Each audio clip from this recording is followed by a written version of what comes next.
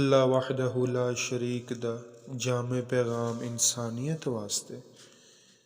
बिस्मिल्लाहिर्रहमानिर्रहीम वल अस्र इन्नल इंसान लफी खुस्र इल्लल्लज़ीना आमनु व अमिलुस्सालिहाति व तवासौ बिल हक़्क़ि व तवासौ बिस्सब्र।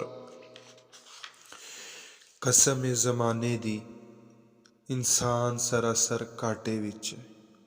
उन्हां लोगों तो इलावा जिहड़े ईमान ले आए और जिन्हां ने नेक अमाल कीते और एक दूजे नूं हक दी वसीयत कीती और सबर दी ताकीद कीती। अल्लाह अकबर कबीरा। इमाम शाफी रहमतुल्लाह अलैह फरमांदे ने ए सूरत यानी सूरह असर अपने मज़ामीन दे लिहाज नाल इन्नी जामे वे कि इंसानी हदायत वास्ते एक सूरत भी काफ़ी सी। ते इस तरह सहाबा के बारे एक रवायत आती है कि जो एक दूजे ने जुदा होंदे ते यह सूरत पढ़ के सुनाते तो फिर सलाम कह के जुदा होंदे। यानी यह सूरत इन्नी जामे वे कि एक दूजे नूं तलकीन करते सन। तलकीन किस चीज़ की? अल्लाह अकबर। ज़माने की कसम अल्लाह रब्बुल इज़्ज़त ने खादी।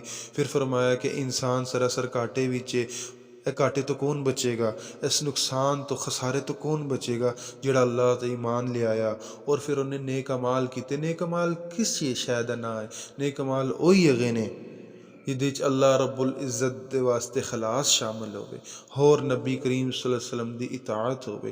यानी साडी जिंदगी साडा जीना मरना जिहड़ा है वो अल्लाह रब्बुल इज़्ज़त दा हुक्म और फिर नबी करीम सल्लल्लाहु अलैहि वसल्लम दी इताअत के मुताबिक हो जाए।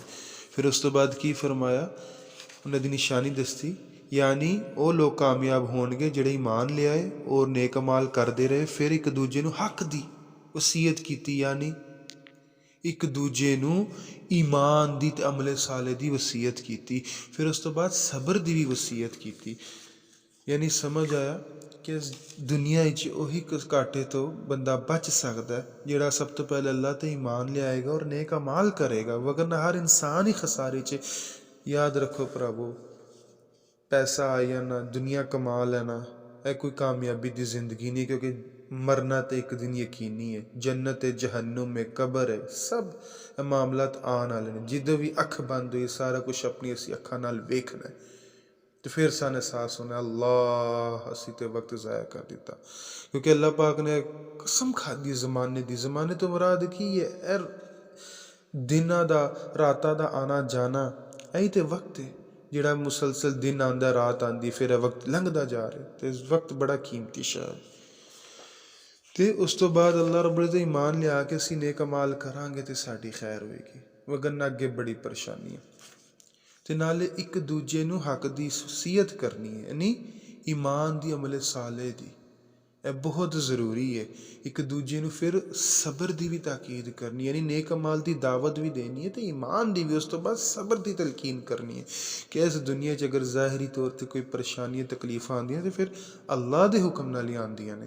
साडा ईमान है कि हर शै दा खालिक अल्लाह है, साडा मालिक अल्लाह है। ते उस परेशानी नूं किन्ने टालना है? अल्लाह वहदहु ला शरीक ने। ते अल्लाह ते भरोसा रखदे सबर दा मुजाहिरा करना है।